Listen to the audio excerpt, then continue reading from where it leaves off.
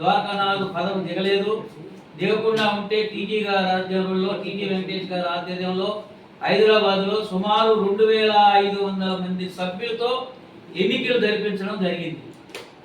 ఈ ఎన్నికల్లో చిన్ని రామ సత్యనారాయణ గారిని అధ్యక్షుడిగా ఎన్నుకోవడం జరిగింది ఏకగ్రీవంగా.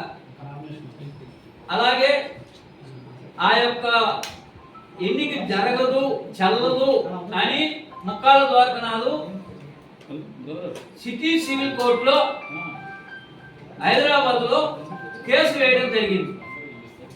ఆ కేసు కూడా హైకోర్టులో మాకు ఫేవర్గా వచ్చింది.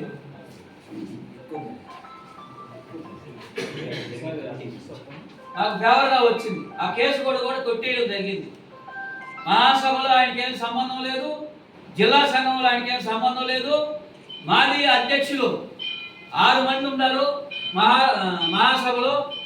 6 మంది అధ్యక్షులు కూడా ఇప్పుడున్నటువంటి టీజీ వెంకటేష్ గారి ఆధ్వర్యంలో నడుస్తున్నటువంటి ఆర్యవైశ్య మహాసభకే మద్దతు పలుకుతున్నారు. ఆయన ఏకాకి, ఆయనకు ఒక్క మహాసభ అధ్యక్షుడు, మాదరి అధ్యక్షుడు సపోర్ట్ కూడా లేదు. ఒక్కడే ఒకడు ఏకాకి, ఆయన ఒక్కడే. ఆయన అది కూడా బర్తరఫ్ చేయడం జరిగింది. వాల్యూలెస్ ప్రెసిడెంట్ అతను, వాల్యూలెస్ మాజీ ప్రెసిడెంట్. ఇప్పుడు అర్బన్ ఆర్యవైశ్య సంఘం అని చెప్పి ఆర్యవైశ్య సంఘానికి ఇప్పటికి 26 జిల్లాల ఎలక్షన్ మేము జరిపాము. రాష్ట్రంలో 26 జిల్లాలకి ఆర్యవైశ్య సంఘానికి జిల్లా అధ్యక్షులను నియమించడం జరిగింది, కమిటీలు వేయడం జరిగింది. అన్ని జిల్లాలలో ప్రమాణ స్వీకారాలు చేయడం జరిగింది. అన్ని కార్యక్రమాలు మా ఆధ్వర్యంలో జరుగుతున్నవి. మరి అతను ఏమన్నా కనీసం 4 జిల్లాల్లో ఏమన్నా ఎన్నికలు పెట్టాడా, కమిటీ వేశాడా? నెల్లూరులో కూడా ఒక కమిటీ వేసినాడని చెప్పి కోర్టులో క్లోజ్ చేయడం జరిగింది. ఆ కేసు కూడా కొట్టేయడం జరిగింది, స్టే చేయడం జరిగింది. ఇప్పటి వరకు నెల్లూరులో ఒక తొక్లకు తీసుకొచ్చి ప్రెసిడెంట్ అని చెప్పి అనౌన్స్ చేశాడు. తొక్లకు అటువంటి తొక్లకు తీసుకొచ్చి ప్రెసిడెంట్ గా అనౌన్స్ చేశాడు. ఆ తొక్లకు ఈ రోజు వరకు ప్రెసిడెంట్ అయినా, సెక్రటరీ అయినా, ట్రెజరర్ అయినా, కమిటీ అయినా ఇప్పటికి 8 అయింది. నిజంగా వాళ్ళ దగ్గర ఆర్యవైశ్య సంఘం అంటే ఎందుకు కమిటీ వేయకూడదు?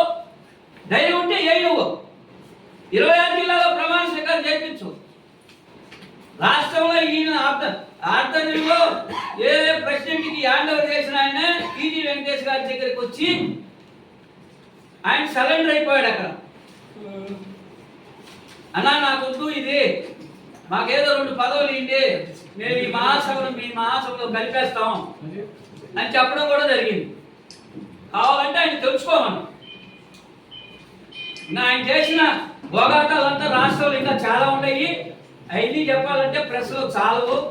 దానికి ఒక శ్వేతపత్రం రిలీజ్ చేస్తే కానీ, ఒక 250 పేజీలు రిలీజ్ చేస్తే కానీ చాలదు ఆయన చేసిన ఘనకార్యాలన్నీ కూడా.